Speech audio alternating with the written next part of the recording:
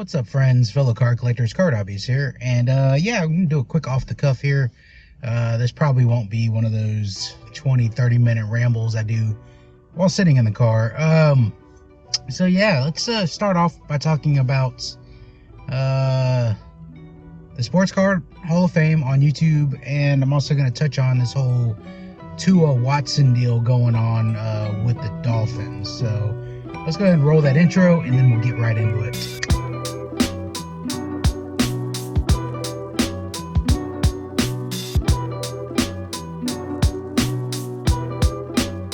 Alright, starting off with the Sports Card Hall of Fame, I just want to kind of give you a peek behind the scenes of, my picks and all that. So, many of you, if you had watched my nominations last year, will notice that it's the exact same video, with the exception of a few names. So, it's pretty much the exact same video, same format and everything, same editing, for the most part. Yeah, so basically, I carried over pretty much my whole ballot from 2020 into 2021. There were 7 names that I voted for in 2020 that are on the 2021 ballot, and that includes Egg, Up North Collectors, Packer 87, Jeff Airtime, Zombie Collector, Wicked Discounts, and MP Fox. So those were the 7 that I carried over. So I figured if I voted for them last year, they're still doing their thing, I'm going to vote for them again this year. So I left 3 names off that were on the ballot last year. I'm going to talk about those. So first one is Filmington. And of course, Filmington made it into the Sports Card YouTube Hall of Fame last year. So, of course, no reason to vote for Filmington again since he's already in. I took off Pack Geek. So Pack Geek became part of Bench Clear Media and pretty much abandoned the old Pack Geek channel. They pretty much do everything over on Bench Clear. So I wasn't going to vote for Bench Clear. They haven't even been around long enough to be eligible. So Pack Geek fell off. And then Lone Star Legends. Lone Star Legends hasn't done sports card content in a very long time, very sparingly. Since my 2020 vote last year. Hope you're all doing well, Lone Star family. Still love y'all, but the content wasn't enough for me to keep them on the list because there just wasn't enough content in the past year.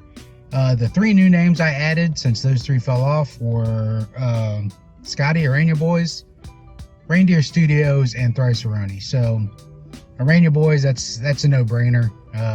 Spidey and the whole Arania Boys family, I mean, they're all about the community. They're all about the positive vibes. They're all about, enjoying the hobby for what it is and enjoying the hobby because of the community that surrounds it. Spidey's one of the most generous people on YouTube.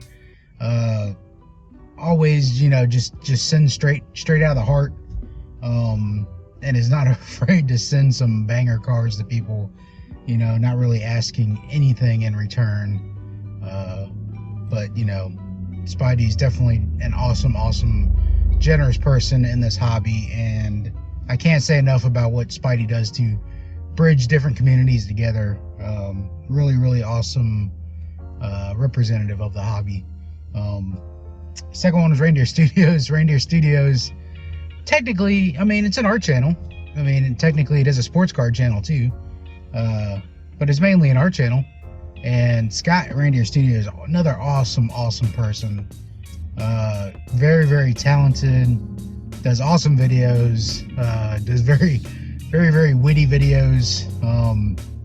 I love the whole made up when he does the doodles to send out for, through the mail autographs. Sometimes he fibs a little bit on the histories of these players, which are always hilarious. So I love Scott at Reindeer Studios. Great channel, definitely check it out if you haven't watched it. And the third one was Thrice Aroni.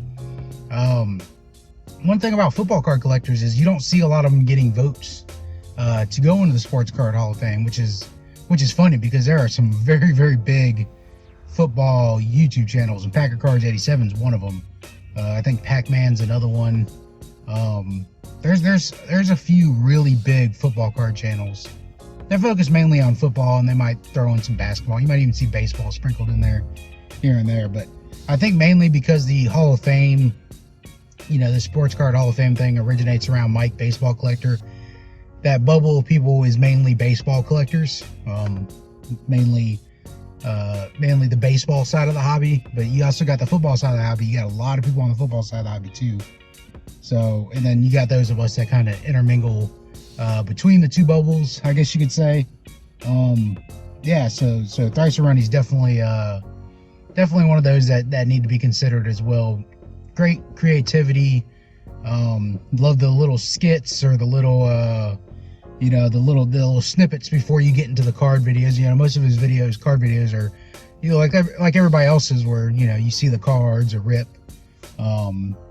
pickups, mail days, just like we all do. But his little snippets before, where he shows his family, his kids, where he does a little skit about spending too much on cards or trying to sneak cards in the house, are hilarious. So Thrice Runny's very definitely earning to get in the Sports Card Hall of Fame. So I was just wanting to give a little insight on my choices, my picks.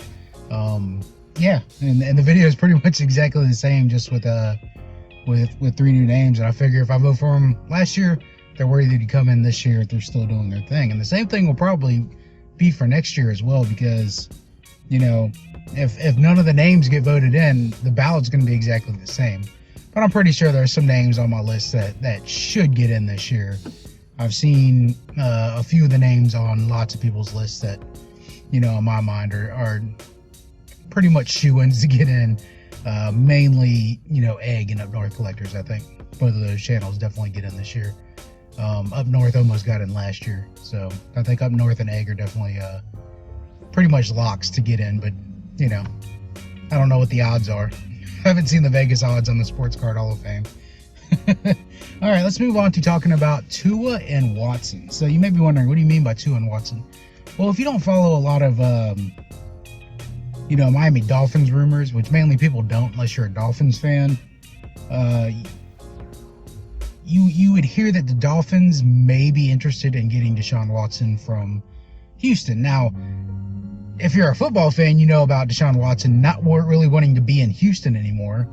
Now, whether it's a true ploy that he doesn't want to be there and wants to be traded, or is it just a ploy to try to get his voice more heard in Houston or what have you. It'll be interesting to see how it plays out in this normal NFL, I wouldn't say normal, but your general NFL drama that tends to happen in the off season, even though the playoffs are going on. So here's my thoughts on it. So a lot of people are saying, oh yeah, trade some draft picks, get Watson. And other people are saying, no, you gotta keep Tua. Tua's gonna develop, Tua's gonna be good. I mean, you're talking about Deshaun Watson. You're talking about one of the best quarterbacks in the NFL, to be able to trade it. So here's how I see it. I can see both sides of it 100%.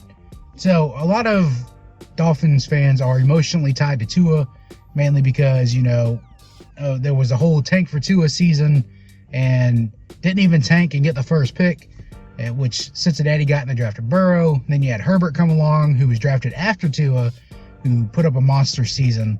And, people are like trying to, they're not trying to, but they are second guessing the Tua draft pick when Tua didn't look as good as Herbert did this year in his rookie season. Now, granted, Tua didn't have many weapons going in either the run game or the pass game. Offensive line was mediocre. It wasn't great, and wasn't the worst line in the league, but it wasn't very good. So you have one camp of people that say, no, save your draft picks, get some weapons for Tua, reinforce the line, and try to build an offense around Tua. And you got the other camp that says, you don't pass up a chance to draft a top 5 quarterback in the league that's only 25 years old. And they're both right.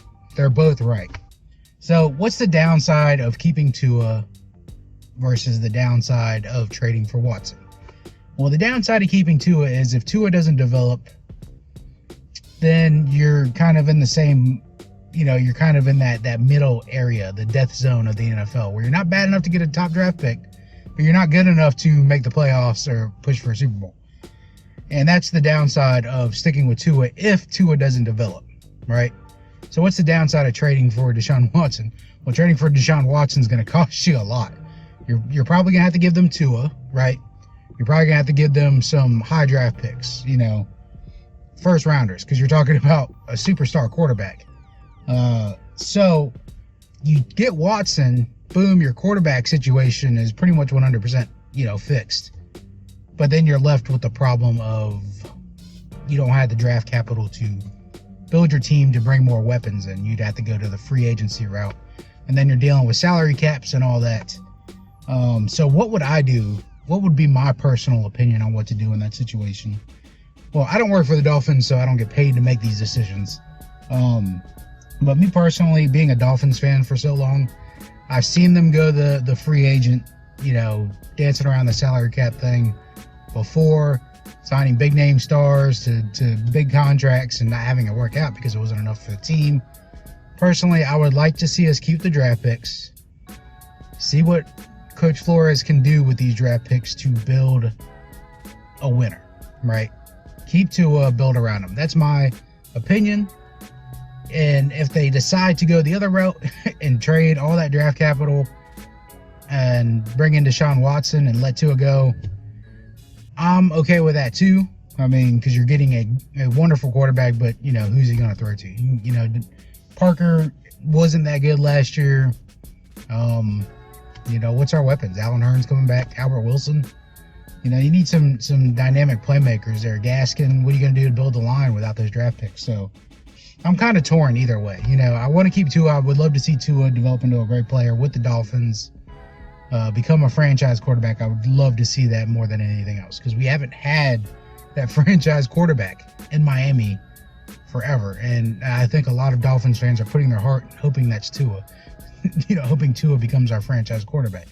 Now, we could do the same thing with Watson, bring in Watson and make him a franchise quarterback by giving up a lot of draft capital. But nothing's guaranteed. We can't tell the future. So as fans, if you're a fan of the Dolphins out there, just enjoy the ride because our input really doesn't, amount to a whole hill of beans, So, yeah. So I'm going to end this off the cuff there. 12 minutes or so. Not too bad. I didn't take up too much of your time. So, yeah. You all have a great rest of your week. Remember, you only control two things. It's your thoughts and your actions. So stay positive. Keep collecting them cards. Keep supporting your sports teams. Even if they make some dumb moves, you really love your sports team. Keep going for them. And, yeah, I'll catch you all later. Peace.